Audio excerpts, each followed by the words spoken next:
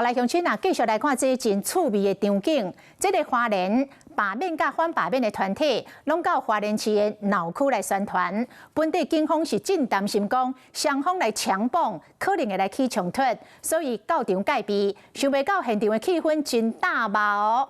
你话一句，我接下骹一句，互相尊重。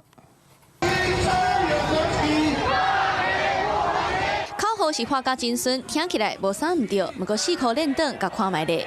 心中有国旗。关八家用得把咧画，心中有国旗。顶句才画完，后一句则被说是罢团做伙画，罢免保群旗。这照对啊，不过听起来哪会怪怪？原来第二句互罢团的声音压落去啊。心中有国旗。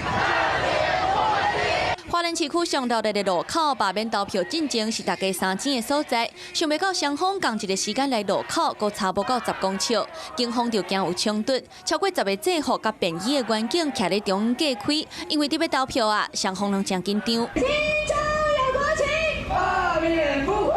民进党秘书长林佑昌第10届来到花莲投票的前一日，头一个上战车对车队来走行程。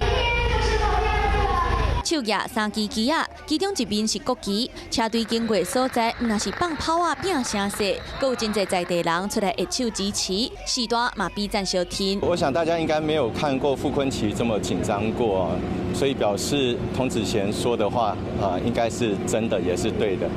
那这个人家讲说坏事做太多，其说法反复，更拿一连串的指控，时间完全 对不上，捐款明细，遭外界质疑，开完枪就跑。国民党继续一讲一个议题，记者会现场阁专工请7爷8爷来坐镇，强调人在做天在看，呼吁在地人用神圣的一票决定花莲的未来。Hello， 我是蒋欣梅，想要抢先掌握最及时的新闻资讯吗？赶快订阅、按赞、开启小铃铛，锁定华视新闻 YouTube 频道。